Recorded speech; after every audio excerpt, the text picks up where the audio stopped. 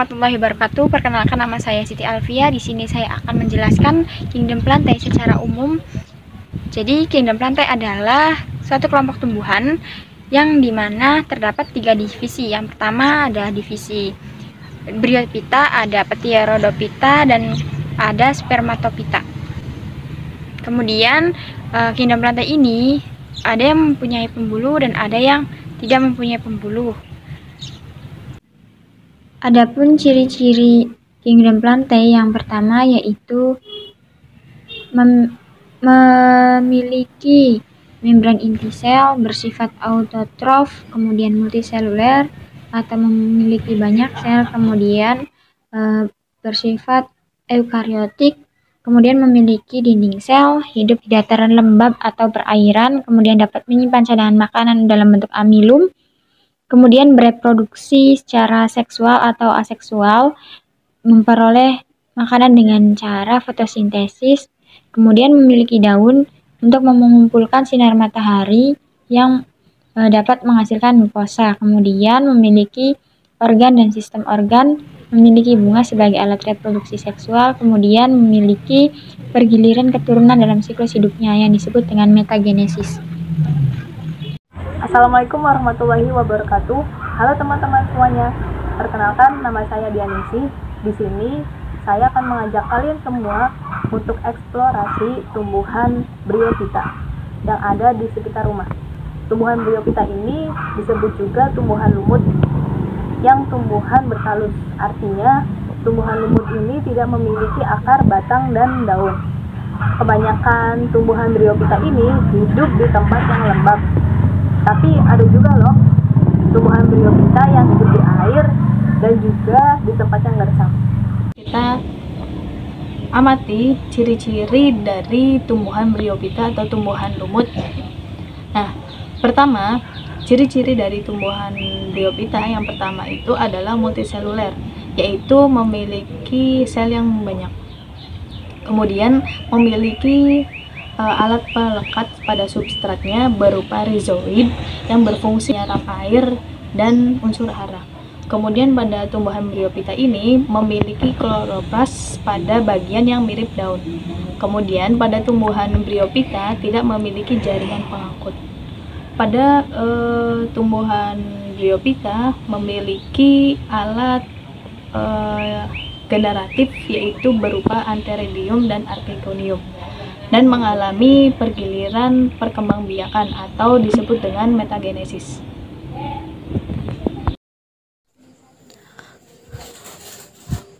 Tumbuhan Bryophyta atau tumbuhan lumut melakukan perkembangbiakan secara aseksual dan seksual.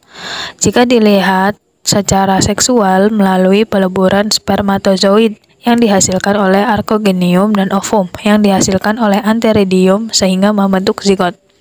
Jadi berdasarkan letak antheridium dan archegoniumnya, lumut ini dapat dibedakan menjadi 2, yaitu lumut berumah 1, suatu individu tumbuhan lumut yang memiliki antheridium dan archegonium.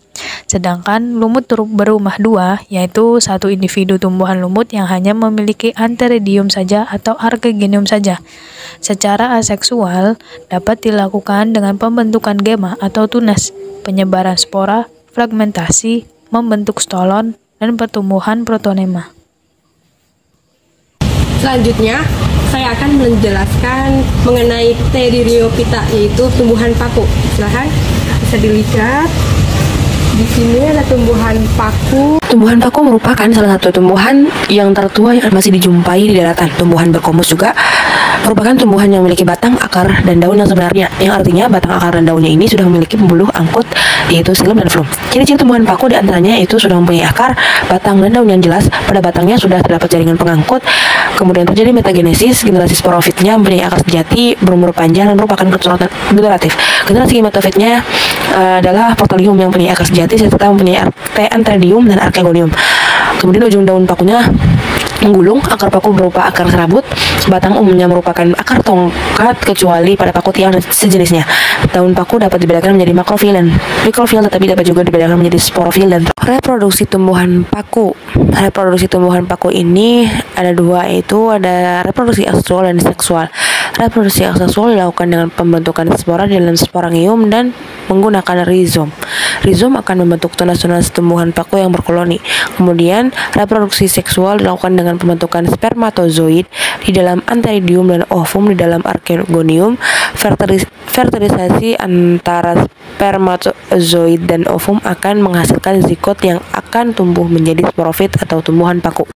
Klasifikasi tumbuhan paku diantaranya itu dibagi menjadi 4 subdivisi. Yang pertama, paku purba atau telanjang, paku kawat, paku ekor kuda, dan paku sejati.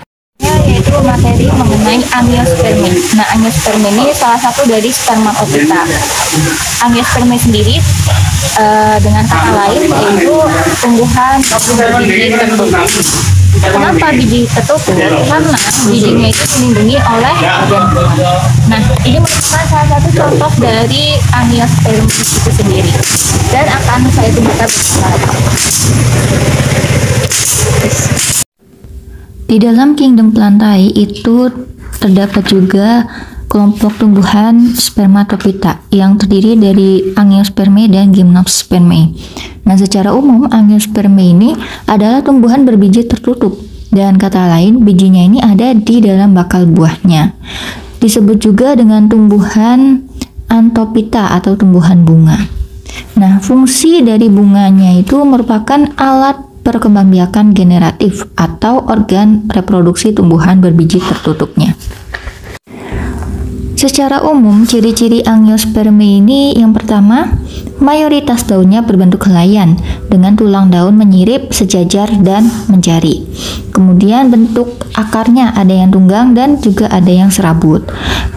Batangnya berkambium, ada juga yang tidak. Kemudian ada bunga sebagai alat reproduksi dan pembuahannya ini ganda. Tumbuhan angiospermae diklasifikasikan menjadi dua, yaitu dikotiledon atau dikotil dan monokotiledon atau monokotil. Nah, apa itu kotiledon? Kotiledon merupakan daun embrional pada biji.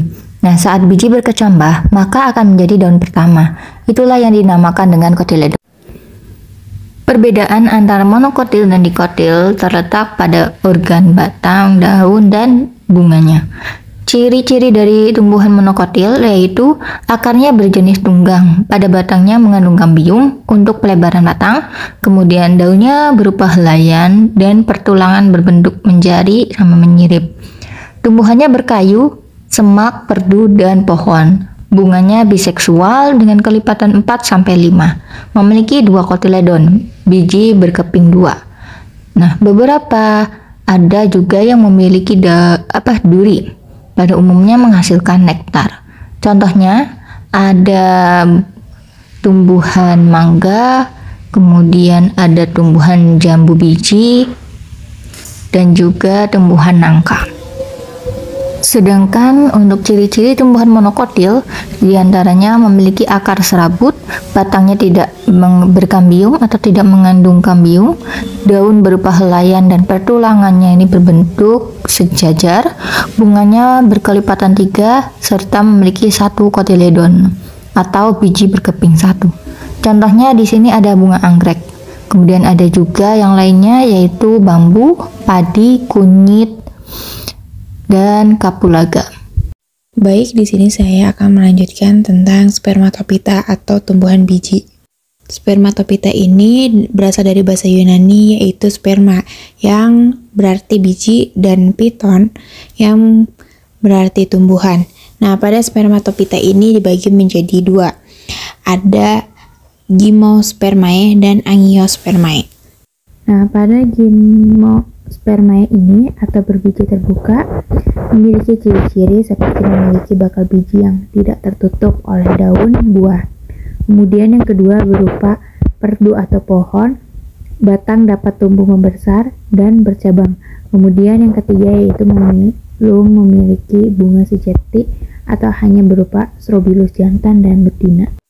Gymnospermae ini memiliki 4 divisi, yaitu yang pertama kelas Chadopta. Nah, ini merupakan tumbuhan biji yang primitif dan hidup di daerah tropis dan subtropis. Nah, contohnya ini di Indonesia ini terkenal dengan pakai saji. Nah, kemudian pada kelas Ginkgopta ini merupakan salah satu spesies tunggal dari satu diviso, anggota tumbuhan biji yang tersebar luas di dunia. Nah, kemudian yang ketiga ini ada kelas Penipta. Nah, kelas ini tuh memiliki bentuk daun seperti jarum dan selalu berwarna hijau sepanjang tahun. Nah, contohnya ini pada Taxus baccata atau Araucaria. Nah, kemudian yang terakhir ada kelas Gynopta. Nah, ini merupakan pohon yang banyak cabangnya dan dengan daun tunggal, juga memiliki bunga yang majemuk. Contohnya itu pada melinjo.